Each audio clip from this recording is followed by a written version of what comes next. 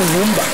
Dịka nchọcha anyị na-eme ọ na-abụ ifu nwoke toro ogologo ọ dị ọnụ nwaanyị dị mkpụmkpụ ifu nwaanyị toro ogologo ọ dị ọnụ nwoke dị mkpụmkpụ kedu ihe na-akpati ya? Ihe na-akpati ya bụ choice and the number 2 bụ kalata ghọtago onye nwaanyị ga-abụrụ efu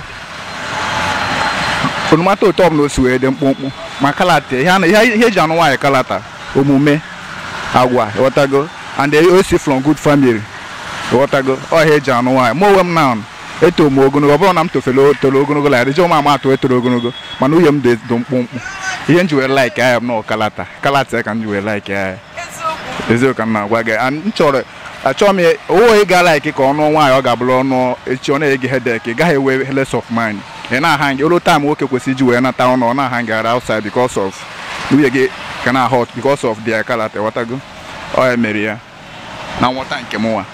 Thank you very much. For my own observation, nga na ihe na-akpata ya bụ because anụ nwaanyị toro ogologo o nwere ike ime ụmụ ha dị longer. Wee anụ ndị dị mkpụmkpụ ọ ga-emekwa ha dị average in height or correspond. Otu ị nọ kịta anụ at least ị nwee height ị ga-anụ nwaanyị ka gogo ka ị ga-anụ nwaanyị ka ogo ka ị ga-anụ a short woman. Definitely m ga-anụ onye nka ogo. Yeah. A short woman. No, not a short. No, average woman. Because I don't want to marry because I don't want my kid to be short. Do you think nobody know why the short? No more garden. That is my own that is my own belief. Your own perception. Yes. Your parents or the gonna? My parents do yes. Your father and your mother my mother and my father. Yeah.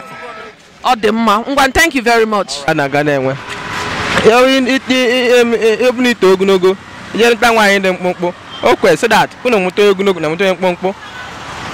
Kuwa ya lebu ndị ogunogo ju n'ime ya. Okwe na ghọta.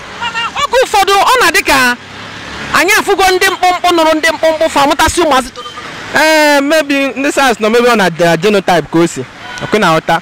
Nwaanyị to mkpụmkpụ ka nwoke do mkpụmkpụ fa mụta edo ogunogo. Chineke na-eke nwa bụ onye nyelofia. And secondly, choice also matters. Okwe na ghọta.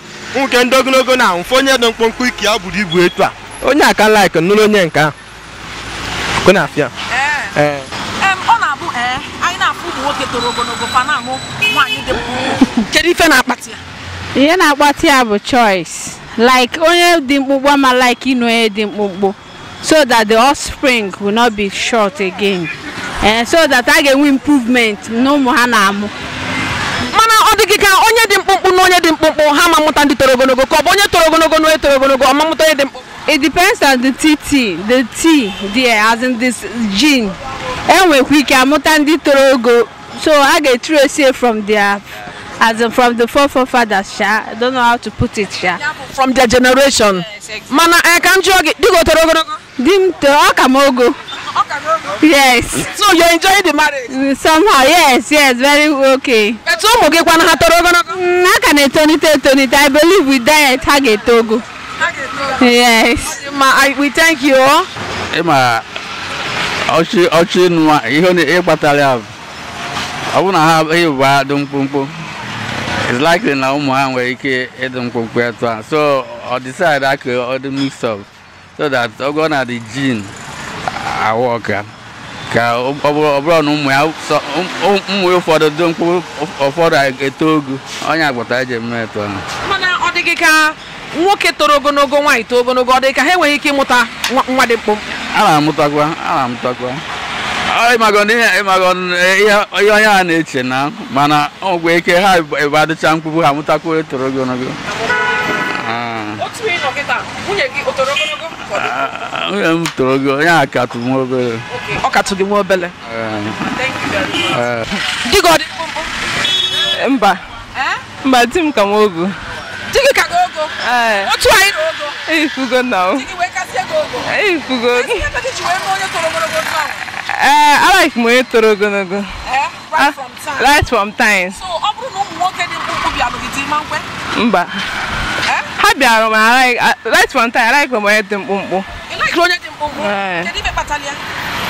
It's my choice now.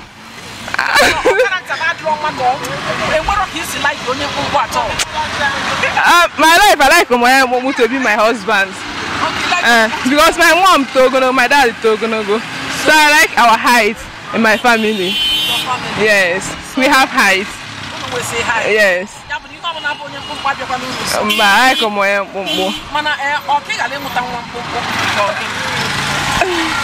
I like naturally, I like as in to be my husband. I like yeah. Yes, even my Nnenna, the average height. Not knowing it's not much that I weigh as all my children will be height, like my husband and I. But for my husband, for my own side, I like height men. So like people that are very high. Yes. Yes. Yes. Thank you. All right.